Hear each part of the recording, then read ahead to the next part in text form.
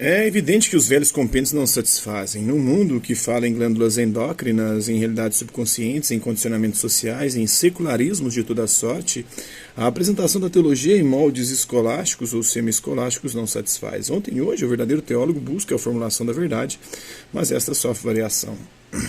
A característica diferencial da teologia contemporânea, como já mencionou, é o conceito de relação.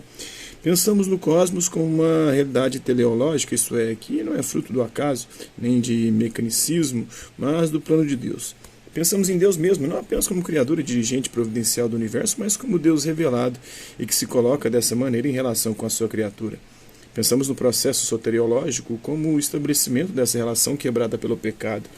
Daí o conceito do homem ser também relacional, salvo ou perdido, ele está em relação com Deus. No primeiro caso, relação de comunhão, no segundo, relação de juízo. O tormento daquele que se perde é não poder fugir à relação com Deus. O gozo do salvo é ter superado a ruptura do pecado pelo perdão.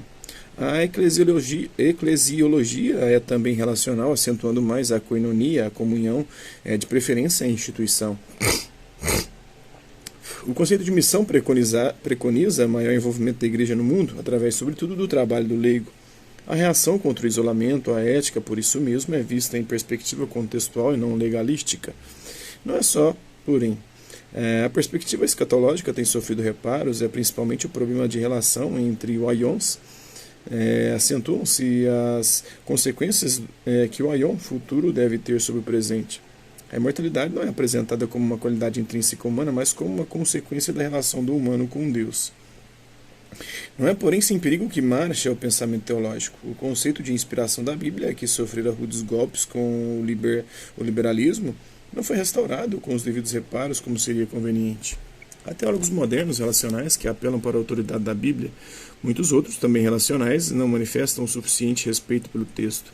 Haja visto Brunner, com seus pontos de vista sobre milagres, sobre o nascimento virginal, sobre a historicidade de Adão.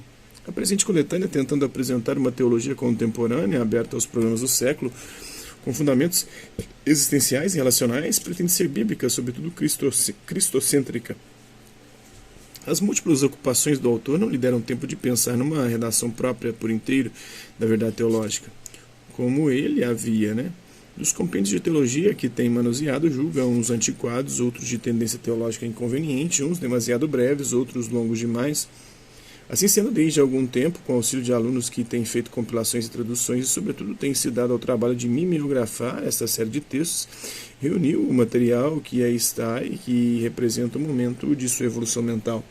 Queira Deus que, em breve futuro, possa fazer algo melhor. Como homenagem, numeramos os nomes dos colaboradores. Aí tem os nomes dos colaboradores. Enquanto trabalho no Departamento de Apostilas do Centro Acadêmico 8 de Setembro, sem cujo esforço não teria sido possível organizar essa coleção, destacamos os nomes, mais uma galera, A edição de 1963, revista, deveu-se à boa vontade do Centro Audiovisual Evangélico CAVE, cujo alvo é sempre colocar nas mãos do Ministério instrumentos de cultura e de propaganda da verdade. A todos a nossa gratidão. Campinas, 1963, Júlio Andrade Ferreira. Então, Teologia e Esboço, do Júlio Andrade Ferreira, à margem de qualquer pretensão de discutir por extenso o assunto, diríamos que a teologia é uma apresentação das realidades espirituais apresentadas na Bíblia, dando-nos uma visão de seu conjunto e de suas relações. Isso significa, por um lado, que estamos nos restringindo a uma fonte, a Bíblia, por outro lado, que estamos pensando mais em realidades espirituais e não apenas em tais ou quais expressões delas. Só é possível teologia legítima não apenas quando nos voltamos à Bíblia, e isto é o que muita seita pretende, mas quando a examinamos por inteiro e respeitamos a sua base cristocêntrica.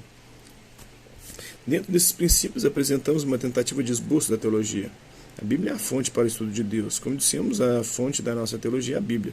É ela a palavra de Deus? O cristão entende que sim, por isso a estuda com carinho. Vendo ela um plano redentor, ela registra a ação de Deus na história, a revelação propriamente dita, o próprio registro é superintendido por Deus através da inspiração. A compreensão a que chegamos do seu significado é a ação divina, a iluminação, segundo os textos do Salmo 19, João 5, João 10, 2 Timóteo 3, 2 Pedro 1, 20 e 21, Apocalipse capítulo 22. Cristologia é o estudo revelador de Deus, do Cristo, Entendendo que a teologia deve ser cristocêntrica, ter Cristo como centro, tomamos como ponto de partida metodológico o início dos estudos da cristologia. Deus é revelado em Cristo, só aí temos o verdadeiro conhecimento dele. Então a verdadeira teologia, isso é estudo de Deus, só pode ser um estudo de Cristo. A afirmação central da Bíblia implica uma união indissolúvel do divino e humano em Cristo, né? A divindade de Cristo é um mistério que tenta se explicar, as explicações, porém, caem facilmente em heresias. A heresia, nesse ponto, é perigosa, pois, falseando o ponto de partida, tudo mais estará orientado. No passado, muitas heresias surgiram: o ebionismo, o docetismo, o arianismo, o apolinarianismo, o nestorianismo, o eutiquianismo. No presente, a heresia ocorre em Fajik, Bultmann, Schweitzer. É criticar a tarefa da cristologia. Os textos João 1, Efésios 1, Colossenses 1, Hebreus 1, Apocalipse 1. Esse é um trecho dessa obra, Teologia Sistemática Contemporânea. Espero que vocês tenham gostado do vídeo. Quem curtiu, dá um like, quem não curtiu, dá um dislike. Hasta la vista, babies. Até a próxima.